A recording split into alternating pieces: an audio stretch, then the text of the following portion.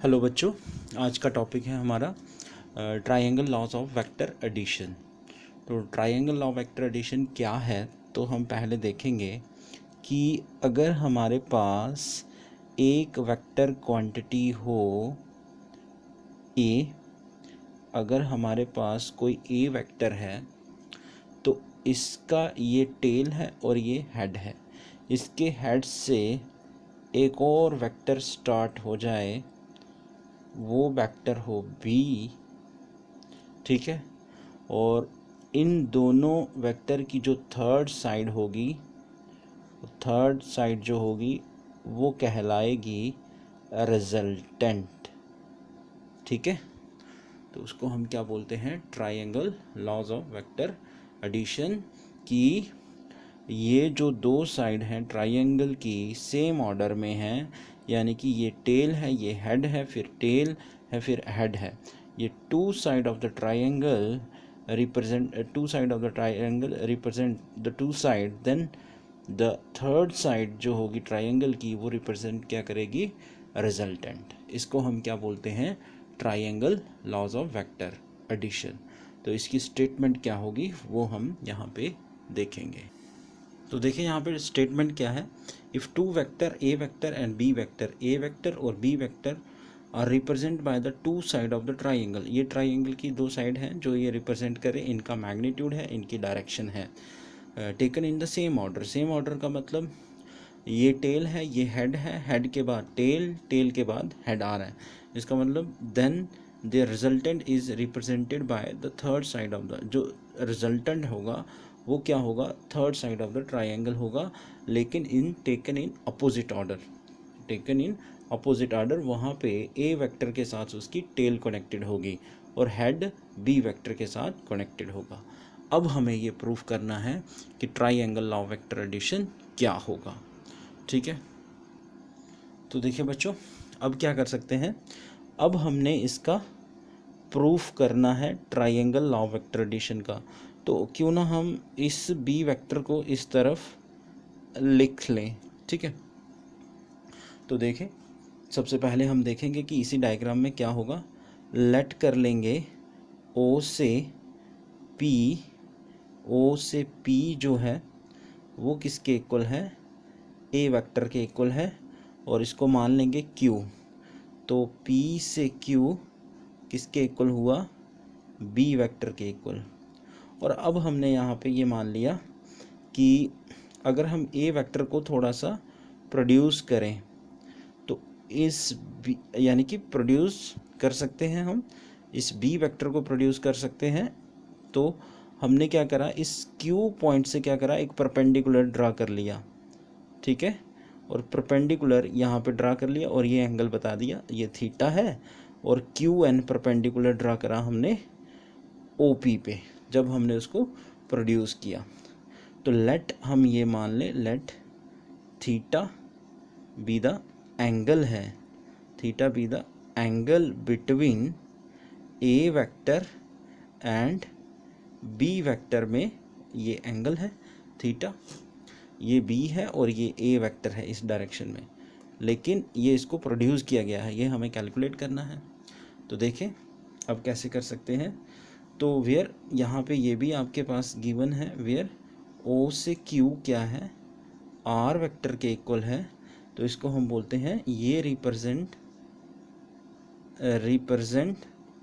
The resultant. ये किसको represent कर रहा है, रिप्रेजेंट द, ये रिजल्टेंट को रिप्रेजेंट कर रहा है। ऑफ किसका रिजल्टेंट है, ए वेक्टर एंड बी वेक्टर का ये रिजल्टेंट है। क्लियर हुआ यहाँ तक आपको। फिर आपको कैलकुलेट क्या करना है कि इसका मैग्नीट्यूड कितना होगा, आर वेक्टर का मैग्नीट्यूड कैलकुलेट करना है। तो कैलकुलेट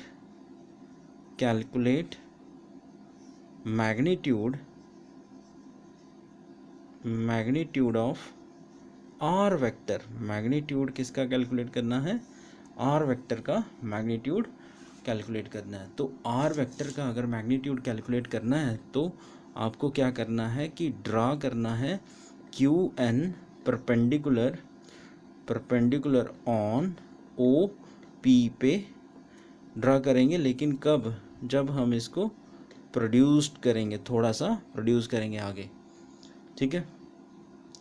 इसका मतलब इन फिगर अगर हम मैग्नीट्यूड में देख सकें तो ऐसे लिख सकते हैं, देयरफॉर सब ये मैग्नीट्यूड में लिख सकते हैं कि ओ पी किसके इक्वल है, ए के इक्वल है, और पी क्यू किसके इक्वल है, बी के इक्वल है, और ओ क्यू किसके इक्वल है, आर के इक्वल है।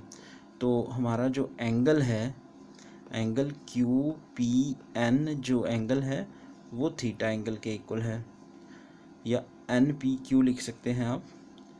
और एक और एंगल हम यहाँ पे ले सकते हैं, और इस एंगल को मान लेते हैं ये क्या है, बीटा है, और बीटा किसके इक्वल है, तो बीटा क्या है, P O Q is equal to angle beta के इक्वल है। ये आपने थोड़ा सा वहाँ पे याद रखना है, ठीक है। तो अब आप यहाँ पे क्या करेंगे, एक ट्राइंगल लेंगे, ठीक है। तो अब आपने यहाँ पे ट्राइंगल लेना है, क्यू एन पी ट्राइंगल। ये साइड कैलकुलेट करनी है और ये साइड कैलकुलेट करनी है, तो आपकी मर्जी। ये परपेंडिकुलर है तो ये बेस है। तो सबसे पहले आप कॉस थीटा कैलकुलेट करना चाहते हैं तो कॉस थीटा कर लो।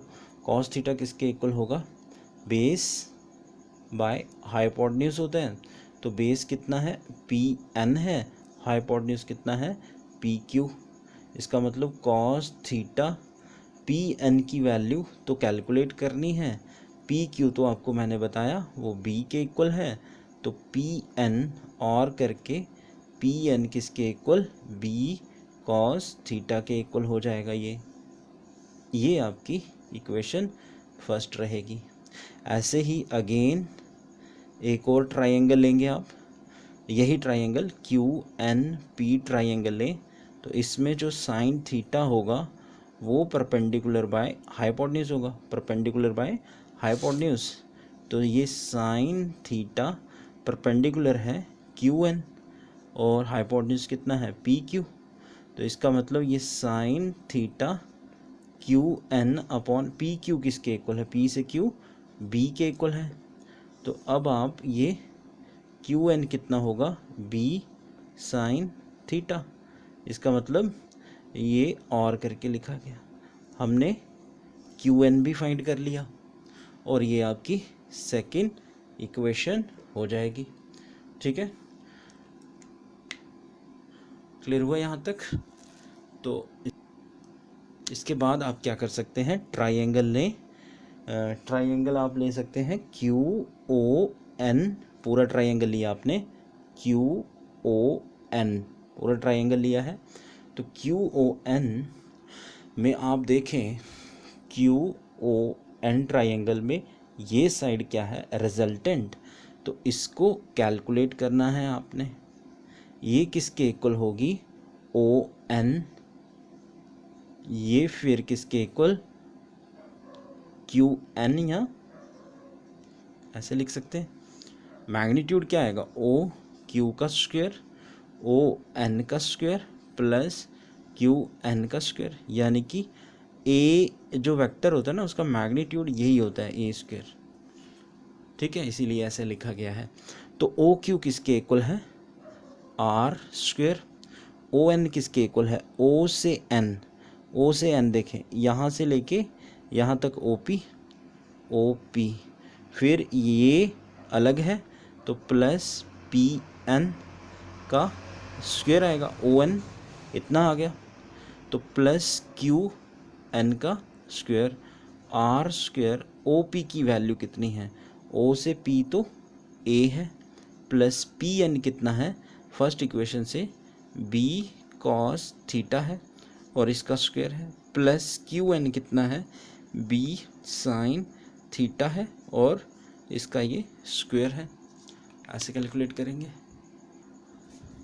तो इसके बाद देखें इसको कैसे कर सकते हैं कि आर स्क्वायर किसके इक्वल हुआ, ए प्लस बी का whole square, A square plus B square cos square theta, और ए प्लस बी का whole square plus 2ab cos theta plus इसका whole square B square sine square theta. तो ऐसे आएगा R square किसके equal A square plus B square cos square theta, इसको इसके साथ लिखें, plus B square sine square theta plus 2ab cos theta.